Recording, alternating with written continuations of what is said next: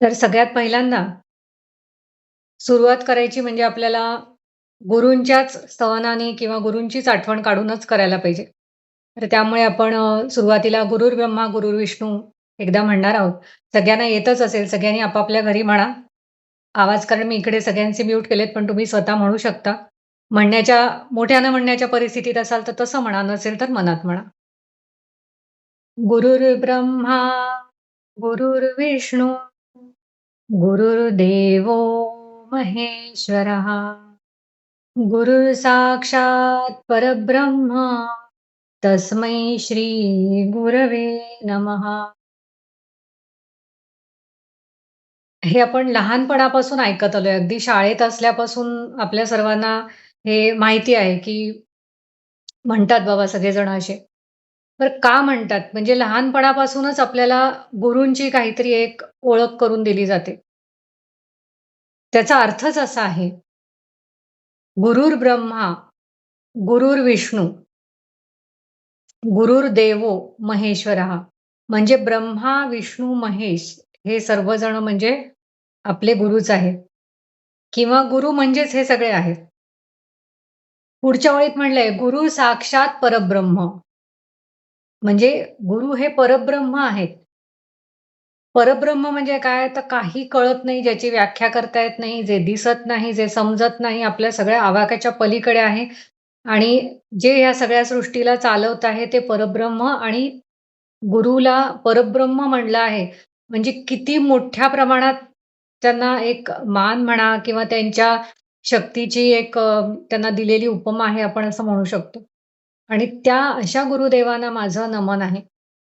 असा या गोष्टीचा अर्थ आहे. तर असं बघायला गेलं आपण, तर गुरु म्हणलं की हल्लीच्या काळामध्ये हे आमचे गुरु आहेत बाबा किंवा ते गुरु कुठलेतरी जे टीव्हीवर बरेच त्यांचे प्रोग्राम वगैरे चालतात. भरपूर लोकं असतात. मोठे मठ असतात, हे महाराज वगैरे टाईपचे आणि करोडोंची संपत्ती असते. आणि बरेच लोकं म्हणजे ते रामायण वगैरे वाचतात, कोणी काय वाचत असतात आणि मग त्याला बाकीचे लोकं गुरु म्हणायला लागतात आणि ते असं काहीतरी मोठं मग अवडंबर होतं. पैसा पण भरपूर त्याच्यामध्ये असतो. तर हे जे गुरु प्रकरण आहे, हे ते प्रकरण नाहीये जे सगळ्यांना आपण जे म्हणतो आहे, तर ते प्रकरण हे गुरुचं प्रकरण नाहीये. हे म्हणजे लोकं एक प्रकारचे मठाधिपती किंवा मठ चालवणारे, आश्रम चालवणारे लोकं अशा प्रकारचे आपण म्हणू शकतो. कारण गुरु आणि पैसा या गोष्टीचा संबंध खरं म्हणजे कधी येतच नाही. आणि आता आपण पाहतो, की ते सगळं जे गुरूंचं प्रकरण जे झालेलं आहे, म्हणजे तथाकथित किंवा स्वघोषित गुरु हा असा प्रकार झालेला आहे. मग आता आपल्याला काय वाटतं? गुरु काही लोकं म्हणजे कसं आपल्याला जे महाराष्ट्रात माहिती आहेत लोकं, ते म्हणजे गोंदवलेकर महाराज आहेत, गजानन महाराज आहेत, साईबाबा आहेत. अशा प्रकारचे जे संत महंत होऊन गेले, त्यांना बरेच जण गुरु मानतात. पण आता गुरुमधलं सगळ्यात महत्त्वाची गोष्ट काय आहे, की गुरु तुम्ही मानून गुरु होणार नाहीये. त्यांनी तुम्हाला शिष्य मानलं पाहिजे. तुम्ही म्हणलात, मी गजानन महाराजांना गुरु मानलेला आहे. तुम्ही मानले, पण त्यांचे शिष्य तुम्ही झालात हे कसं? तुम्हाला एखादी अडचण येत असेल, तर ते तुम्हाला त्याचं उत्तर सांगतात का? म्हणजे त्यांची ती कमी आहे असं नाही, आपल्यात ती कमी आहे. कारण आपल्यामध्ये एवढं आपली पात्रता नाहीये, की त्यांनी येऊन आपल्याला काहीतरी स्वप्नामध्ये सांगावं किंवा "तू असं बाबा कर." हे आपण त्यांना जाऊन कधी विचारावं हे आपल्याला नाही कळत. फक्त आपण काय करतो त्यांची वचनं असतात किंवा कुठे त्यांची काही पुस्तकं असतील, तशा टाईप काही लिखाण असेल, अ, ओव्या असतील किंवा श्लोक काही लिहिले असतील, अभंगगाथा असेल तुकारामांची अशा टाईप असेल, तर त्याचं फक्त आपण त्याच्यामध्ये एक त्याचा एक विचार करत राहतो आणि त्यानुसार आपण बनायचा प्रयत्न करूया असं म्हणतो. पण ते काही सहजगत्या सर्वांना शक्य नाहीये. त्यामुळे गुरु असताना हे गुरु शक्यतो देहात असलेले असावेत, असं एक म्हणणं आहे गुरूंचं. म्हणजे माझ्या पण गुरूंचं आता मला ते मिळाले आहेत परमेश्वराच्या कृपेनं किंवा गुरूंच्याच कृपेनं मिळाले आहेत. ते पण आज जर वेळ झाला आपल्याला, तर आपण तेही सांगू की गुरु कसं आपल्याला मिळतात किंवा काय कारण आपल्याच महत्त्वाचा प्रवचनाचा विषय तोच आहे, की गुरु आपल्या ह्याच्यात कसे येतात, आपल्याला कसे समजतात किंवा हेच आपले गुरु आहेत हे आपल्याला कसं कळतं मनाला. हा एक त्याच्यामध्ये महत्त्वाचा भाग आहे. तर आपल्याला असं वाटतं, की मी गुरुला शोधतो, मी गुरुला शोधतो. हे आयुष्यभर बऱ्याच लोकांना वाटतं. म्हणजे एकतरी 5% म्हणा, 95% लोकं हे गुरु-बिरूच्या भानगडीला पडत नाहीत. कारण त्यांचं विचारशक्तीच तिथपर्यंत नसते. जर आपण आज हे प्रवचन ऐकतोय किंवा कधीतरी आयुष्यामध्ये गुरूंच्या साठी आपला जर काही विचार झाला, तर नक्कीच आपण त्या 5% आहे असं समजून आपली पाठ थोपटायला हरकत नाही. कारण कितीतरी तुम्ही बघाल, आज जर आपला जन्मच परमेश्वराने चांगल्या घराण्यात करून दिला आहे, चांगल्या आई-वडिलांच्या पोटी करून दिला आहे, आपल्यावर चांगले संस्कार घडवले आहेत. आपण असं जाऊन पटकन दुसऱ्यानं कुठेतरी रस्त्यात पडले ₹1,00,000 तर तुम्ही घेऊन घरी येणार नाही, ह्याची मला खात्री आहे. आपले जे आज ऐकणारे सगळे आहेत त्यांची. ते ज्या व्यक्तीचे आहेत त्या व्यक्तीला पोहचवतील. अगदीच कोणी नाही मिळालं तर आपल्याला असं मनामध्ये कुठेतरी वाटेल, "अरे, हे कोणाचे तरी पडले असतील. पोलिस स्टेशनला नेऊन देऊ" किंवा काहीतरी ते करतील. स्वतः घेऊन पळून जाणार नाहीत, कारण की ती मनोवृत्ती आपली नाही. म्हणजेच कुठेतरी गुरु मिळण्याच्या त्या पायरीच्या जवळपास कुठेतरी आपण आहोत नक्कीच. त्याशिवाय तुम्हाला चांगले आई-वडील, चांगलं घराणं, चांगले संस्कार हे 100% नाहीच मिळणार तुम्हाला. त्याशिवाय तुम्ही गुरूचं विचार सुद्धा तुमच्या मनामध्ये येणार नाही. कारण की हा जो विचार आहे ना, की आपल्याला कोणीतरी गुरु असावेत, हाच इतका पॉवरफुल विचार आहे ना, की फार कमी लोकांच्या मनामध्ये असा विचार येतो, की आपल्याला गुरु असावेत. हा विचार येणंच खूप अवघड गोष्ट आहे आणि ती गोष्ट ज्याच्या मनात आली, त्याचा अर्धा भाग तरला म्हणायला हरकत नाही. गुरु मिळणं तो भाग पुढचा आहे. पण गुरु असायला पाहिजे, एवढा जरी विचार आला तरी पुष्कळ आहे. पण मग आता गुरु असायला पाहिजे असं म्हणून होणार आहे का लगेच आपलं त्या ह्याच्याने?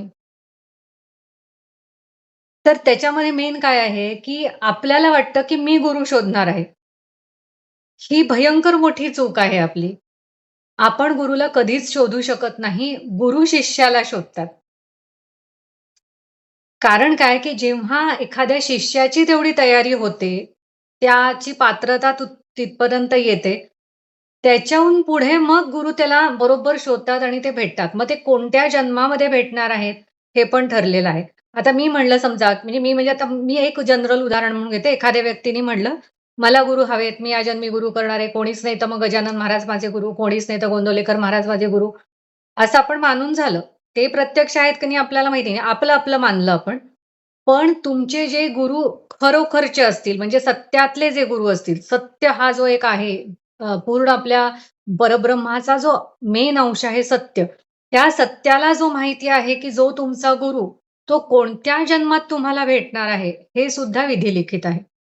आता त्याच्यात 2च गोष्टी होऊ शकतात. जर तुम्ही तुमचं कर्म अजून चांगलं केलं, तुमच्या पायऱ्या अजून चढलात चांगल्या, तर मग तुम्हाला गुरु एखाद्या जन्म लवकर पण भेटू शकतात.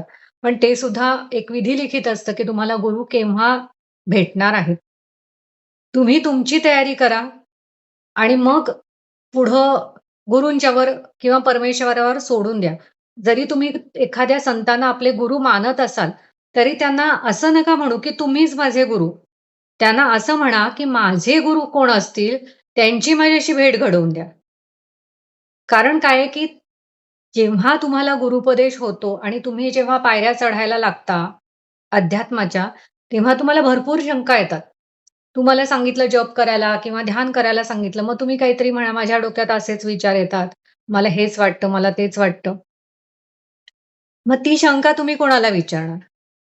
तुम्ही गेलेल्या व्यक्तीला किंवा गेलेल्या संत महात्म्यांना ती विचारू शकत नाही, कारण की तुमच्याकडे तेवढी पॉवर नाही आणि त्यांच्याकडे असेल तरी तुमची कपॅसिटी नाहीये, त्यामुळे ते तुम्हाला येऊन सांगणार नाहीयेत. तर त्यामुळे तुम्ही असा गुरु पहा, की जो जिवंत आहे. मग आता हा गुरु तपासून घ्यावा असं म्हणतात. ज्ञानेश्वरीमध्ये असं म्हणले, "गुरु तपासा." पण गुरु तपासा, अरे गुरु तपासण्या एवढी आपली लेव्हलच नाहीये गुरूंना तपासण्याची. मग त्यामुळे काय होतं, काही वेळेला लोकांचा आंधळा विश्वास ठेवला जातो आणि मग हे जे टीव्हीवर दाखवलेले जे मोठे-मोठे बाबा महाराज आहेत, त्यांना लोकं गुरु मानायला लागतात आणि त्यांचं म्हणजे बाकी काही होत नाही. त्यांच्या संस्थानांच्या तुंबड्या भरतात. एवढाच प्रकार होतो. आपलं काही त्याच्यामधनं फारसं साध्य होत नाही. मग गुरु कसा तपासून घ्यावा? जर गुरुला फार प्रचंड पैशाचा मोह असेल, तर मग तो काही गुरु कामाचा नाही. तो ज्ञान देण्यामध्ये कंजूसी करत असेल, तर तोही कामाचा नाही. आपल्याला जे प्रॉब्लेम आहेत, त्याचं त्याच्याकडे सोल्युशन असलं पाहिजे आणि ते प्रॉब्लेम म्हणजे संसारातले प्रॉब्लेम नाही. ते प्रॉब्लेम हे फक्त अध्यात्मातले प्रॉब्लेम त्यांना विचारायचे. ते सोडवायला सांगायचे. उगीच आपलं घरातलं माझ्या मुलाला नोकरीच नाही लागली, माझ्या मुलीचं लग्नच होत नाहीये. मग ती तब्येतच माझी खराब असते, माझे सांधेच दुखतात. हे गुरूंना सांगण्याचे काही प्रकार नाहीयेत. गुरूंना काय प्रश्न विचारावा? मला माझा शोध घेणं जमत नाहीये. मी म्हणून तुम्ही म्हणताय, की माझा शोध घे. मी हा कसा घेऊ हे मला समजत नाहीये. मी जर ध्यानाला बसलो, तर माझं ध्यान कसं करावं हे मला कळत नाहीये. हे विचारण्याचे प्रश्न आहेत गुरूंना. हे लोकं हल्ली बसतात आणि त्या गुरूंना विचारतात, "ते माझ्या मुलीचं लग्न करून द्या. आमची नोकरीच नाहीये. आमचं शेतीवाडीच लोकांनी घेतली. आमचा सातबाराच हे झाला." हे प्रश्न. हे काय प्रश्न गुरूंना विचारण्याचे प्रश्न आहेत? हे नाहीयेत प्रश्न. मग आता एक जुन्या काळातलं उदाहरण सांगायचं तुम्हाला सगळ्यांना माहिती आहे. वाल्या कोळ्याचं उदाहरण. वाल्या कोळ्याला जो सगळीकडे वाटमारी करत होता, ज्याला त्याला मारत होता, त्याचे पैसे लुबाडून घेत होता. कधीतरी त्यांना म्हणजे वाल्या कोळी तेव्हा त्याला असं आपण म्हणू शकतो. कारण त्याचं त्यावेळची तशी एक पात्रता ती होती. त्याला भेटले नारद मुनी आणि जेव्हा त्यांनी विचारलं, की "अरे तुझं हे एवढं जे पाप साठलेलं आहे." त्यांनी म्हणजे एक पद्धतीचं पूर्वी आपल्या पुराणात गोष्ट की रांजणावर रांजण भरले होते त्याचे. तो एक माणसाला त्याचा खून केला, की त्याला एक दगड टाकायचा रांजणात आणि असे रांजणच्या रांजण भरले म्हणजे किती लोकांना मारलं याची मोजदाद नव्हती. आणि जेव्हा नारद मुनींनी त्यांना विचारलं, की "बाबा ह्या सगळ्या पापामध्ये तुझे जे मुलं-बाळं आणि बायको वगैरे हे सगळे आहेत, तर ते वाटेकरी होतील का? कारण त्यांच्यासाठीच तू हे मारतोयस असं म्हणतो ना." आणि जेव्हा कोणीच वाटेकरी होईना, तेव्हा त्याला पश्चाताप झाला आणि मग नारद मुनींनी सांगितलं, की "तू राम, राम याचा जप कर." मग कधीपर्यंत कर बाबा? तर मग नारद मुनी म्हणाले, की "मी येईपर्यंत तू कर." मग आता त्यांनी वाल्या-कोळ्यानं तो जप करायला चालू केलं आणि सर्वांना माहिती आहे, की "मरा, मरा" असं त्याच्या तोंडातनं यायला लागलं पहिल्यांदा. का? कारण की एखाद्या माणसाला धरलं, की "अरे, तुला मारतो." हे अशा पद्धतीचे शब्द त्याच्या तोंडातनं यायचे. तर त्यामुळे त्याला असं वाटायचं, की "मरा, मराच" म्हणायला पाहिजे असं. म्हणजे यायलाच लागलं तोंडातनं. आणि कालांतराने मग त्यांनी सगळं अन्न-पाणी सोडून दिलं. आहे त्या ठिकाणी "मरा, मरा, मरा, राम, राम, राम, राम" असं म्हणत गेला तेव्हा रामच यायला लागले. आणि मग कित्येक वर्ष लोटली, त्याला गणना नाही. त्यानंतर पुन्हा जेव्हा नारद मुनी आले, तेव्हा तिथे वारुळ झाले होते, त्यांच्या जटा वाढल्या होत्या, अशा पद्धतीचं जीर्ण शरीर झालेलं. आणि जेव्हा त्यांनी वाल्या-कोळ्याला उठवलं, तेव्हा त्यांनी म्हणले, की "वाल्मिकी महाशय उठा." म्हणजे जो अनेक वर्षांपूर्वी वाल्या कोळी होता, मारणारा दरोडेखोर होता, त्याचा वाल्मिकी ऋषी झाले. मग काय फक्त हे रामनाम म्हणून झाले का? मग आपणही असं रामनाम म्हणलं तर आपलं पण काहीतरी वाल्मिकीसारखं होईल का? अजून तरी होणार नाही. त्याचं कारण काय? फक्त रामनाम म्हणलं हे नाहीये. आपल्या पूर्वीच्या काळापासून आपल्याकडे अष्टांग योग साधना सांगितलेली आहे. अष्टांग योग साधना म्हणजे काय? यम, नियम, आसन, प्राणायाम हे 4. मग प्रत्याहार, धारणा, ध्यान आणि समाधी. आपण काय करतो? लगेच ध्यानाचे क्लासेस. म्हणजे जो अष्टांग योगातला 7वा भाग आहे, त्याच्यावरच उडी मारतात आहेत सगळेजण. ध्यानच करूया एकदम आता. कसं काय शक्य आहे तुम्ही सांगा बरं, की हे काय आहेत? आता त्याच्यासाठी मी तुम्हाला सांगते 2 मिनिटात. यम, नियम, आसन, प्राणायाम काय आहे? यम म्हणजे सामाजिक काही जी बंधनं असतात आपल्याला, की दुसऱ्याची चोरी करू नये, दुसऱ्याला वाईट बोलू नये, दुसऱ्याचं काही घेऊ नये, खोटं बोलू नये, ह्या सगळ्या गोष्टी. हे यम म्हणजे पाळण्याचे नियम आहेत. दुसरे नियम म्हणजे आपण एकंदरीतच स्वतःवर काय-काय नियम घालून घेतो, ते नियम पाळणं आहे. आसनं म्हणजे आपण ज्या आसनावर बसणार ते आसन शुद्ध पण पाहिजे, स्थिर पाहिजे. स्थिर आसन म्हणजे काय? म्हणजे असं बसले मी समजा काही जप करायला किंवा 2-3 वेळा उठून इकडून-तिकडून जाऊन आलं. कोणीतरी बोलवलं, बेल वाजली, उठलो. म्हणजे तुमचं आसनच पक्क नाहीये आणि जर तुम्हाला तुमच्या गुरूंनी सांगितलं, की अर्धा तास बसा सुरुवातीला, तर 30 मिनिटं शरीरातला कणभर अवयव सुद्धा हलला नाही पाहिजे. म्हणजे असं बसलं तर असं डोळ्याची पापणी सुद्धा हलायला नाही पाहिजे. असं ते आसन पक्कं झालं पाहिजे. असं आहे नियम, आसन आणि प्रत्याहार. प्रत्याहार म्हणजे सुद्धा वेगवेगळ्या प्रकारची बंधनं आहेत. तुमचे जी इंद्रिय आहेत त्यांना आवर घालणं आहे. वासनांना आवर घालणं आहे, त्याबरोबर आपल्या जिभेला आवर घालणं आहे. मग जिभेला आवर म्हणजे कसं, एक तर खाण्यावर कंट्रोल, दुसरं म्हणजे बोलण्यावर कंट्रोल. हा प्रत्याहार आहे. नियम, आसन आणि प्राणायाम राहिलं मध्ये. प्राणायाम म्हणजे तुमचं श्वासावर लक्ष पाहिजे. श्वास संथ गतीनं आत आला पाहिजे, संथ गतीनं सुटला पाहिजे. म्हणजेच कसं, की तुम्ही जेव्हा दुसऱ्यावर चिडता, तेव्हा तुम्ही बघा आपला श्वास एकदम असा ऊर दपापल्यासारखा व्हायला लागतो. म्हणजेच काय होतं, की तुमचं श्वासावरचं ते कोलमडतं सगळं. म्हणजे तो प्राणायाम गेला तुमचा त्याच्यातून. प्रत्याहार आता सांगितलं. आता धारणा, ध्यान, समाधी. आपण बोलता-बोलता फार पटकन ध्यान-धारणा म्हणतो शब्द. ध्यान-धारणा असं नाहीये. धारणा मग ध्यान. धारणा म्हणजे एखादा विचार मनात धरून ठेवणं. त्याची धारणा मनामध्ये होणं. म्हणजे आता समजा हा विचार आहे, की गुरूंनी मला जे सांगितले ते मी करणार आहे. तो जो काही मंत्र दिला असेल तो धरून ठेवणं म्हणजे ही धारणा आहे. आणि मग ध्यान म्हणजे मग तो विचार मनामध्येच एकच राहिला, दुसरे काहीही येणं बंद झालं, मग ध्यान. आणि मग समाधी म्हणजे लास्टला तुम्ही मोक्षापर्यंतचं किंवा परब्रह्माशी एकरूप होण्याचं किंवा तुम्हीच परब्रह्म आहे हे कळण्याचं लास्ट जे एक सर्वात शेवटची जी पायरी आहे ती म्हणजे समाधी. आणि आपण जे सध्या चाललेलं आहे, बहुतेकांचं डायरेक्ट कुंडलिनी जागृती करतो. मग समाधीच घ्या, मग तुम्हाला ध्यानालाच बसा. जोपर्यंत आधीच्या सगळ्या 5-6 पायऱ्या होत नाही, तोपर्यंत तुम्हाला ध्यान किंवा ह्या गोष्टी लागणं हे फार कठीण आहे. म्हणजेच तुमच्या लक्षात येईल, की आपण किती अजून पायऱ्या करायच्यात पार आपल्याला आणि आपल्याला वाटतं, की मला गुरु मिळावेत आणि झालं गुरु मिळाले, की झालं संपलंच आपलं म्हणजे जवळ-जवळ पोहोचलोच. आणि एखाद्या दुसऱ्याला गुरु मिळाला, की तो अर्ध्या हळकुंडात पिवळा असा असतो, की आमचे गुरु आहेत बाबा, असं मी करते.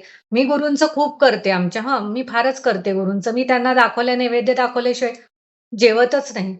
अरे किती खालच्या लेव्हलची गोष्ट बोलताय तुम्ही. जेवणाचा, गुरूंचा, कशाचा काय संबंध आहे? तुम्ही जेवलात, ते काही फरक पडत नाही गुरुजींना. म्हणजे गुरु ते जे जे तुमचे असेल. तुम्ही उपाशी राहिलात तर पडेल थोडाफार. पण तुम्ही कधी जेवताय त्यांना दाखवून अरे आपल्या गुरूंना ते तुमच्या अन्नाची गरजच नाहीये. तुमच्या प्रसादाची गरजच नाहीये. मी त्यांना दिवा दाखवल्याशिवाय हे सगळे साधे, सोपे बालवाडीतले उपचार आहेत तसं बघितलं तर.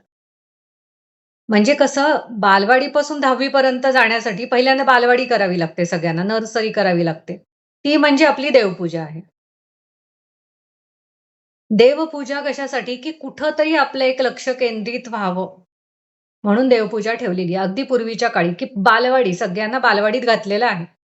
एका देवाच्या ठिकाणी बसा, त्याला हळदी-कुंकू, फुलं, अक्षता काय तुम्हाला नैवेद्य आहे ते जे द्या सगळं दाखवा. म्हणजे तुम्ही जे काही 5-7 मिनिटं पूजा कराल, 10 मिनिटं पूजा कराल, कमीत कमी तेवढी 10 मिनिटं तरी तुम्ही दुसऱ्याचा वाईट विचार करणार नाही. असं एक म्हणणं असतं. पण आता मी बऱ्याच वेळेला बघत असते, काही जण पूजा करताना गाणी लावलेली असतात साईडला. पूजा करताना भांडेवालीला काहीतरी, "अगं त्याच्या खालून झाडून घे बरं का." हां, देवाला टाकली फुलं. अशा पद्धतीची पूजा चालू असते. बरं त्याच्यातून एखाद्याने चांगली पूजा करत पण असेल. पूजा वेळेच्या वेळेपुरतं चांगलं वागलं आणि मग बाकीच्या दिवसभर ह्याच्या त्याच्याशी दुस्वास कर. दुसऱ्याचं चांगलं झालं, की मनामध्ये आपल्याला मग खुदखुदायलाच लागेल अगदी कसं तरीच व्हायला लागेल. मग ती काय पूजेचा उपयोग आहे? म्हणून पूजा ही अगदी बेसिक लेव्हलची गोष्ट म्हणून दिलेली आहे. मग त्याच्यानंतर माणसाच्या मनामध्ये काही भक्ती करायची वाटायला लागली किंवा तो खोटं बोलेन असा झाला किंवा हळू-हळू अशा पायऱ्या चढायला लागला, की मग त्याची एक लेव्हल वाढते. तर आता आपल्या आपला जो मेन विषय आहे आजचा, की गुरु आपल्याला शोधतात आणि मग त्याच्यासाठी तुमची काहीतरी तयारी पाहिजे. तर मग त्याच्यासाठी आपण आपली काय तयारी करता येईल? जर तुमचे स्वतःचे गुरु असतील समजा किंवा तुम्ही कुठल्यातरी महाराजांना किंवा संतांना गुरु मानलं असेल, तर त्यांच्याकडे आजपासून ही प्रार्थना करा, की मला माझे या जन्मात असणारे देहातले गुरु भेटू दे. ही प्रार्थना करा तुम्ही आणि ज्यांना नाही आहे, त्यांनी परमेश्वराजवळ ही प्रार्थना करा, की परमेश्वरा मला माझे गुरु भेटू देत आणि ते जिवंत असू देत. जिवंत का असू देत? कारण की त्यांना मी माझ्या शंका मला विचारता याव्यात म्हणून. त्याच्यासाठी हे करायचं आहे. अशा प्रार्थनेने सुद्धा तुम्हाला गुरु भेटण्यात मदत होते. त्यामुळे ही प्रार्थना तुम्ही जरूर करा. दिवसातनं एकदा केलीत तर फारच उत्तम. म्हणजे एकदा तरी मिनिमम करायलाच पाहिजे. वारंवार खरं तर करायला पाहिजे. पण एकदा तरी मिनिमम कराच तुम्ही. आता माझ्या गुरूंच्या विषयी थोडंसं सांगते. माझ्या गुरूंचं नाव आहे संजय महाराज झानपुरे. सोलापूरच्या जवळ एक जेऊर नावाचं गाव आहे आणि त्या जेऊरच्या जवळ सुद्धा अगदी छोटं साडे नावाचं अतिशय लहान खेडेगाव आहे. तिथले माझे हे गुरु आहेत. आता मी पुण्यात राहणार ते तिकडे ती कशी काय भेट झाली वगैरे, हे सगळं मी हळू सांगणारच आहे तुम्हाला. माझ्या गुरूंशी दिव्य भेट कशी झाली हे जाणून घ्यायचं असेल, तर पुढचा भाग नक्की बघा.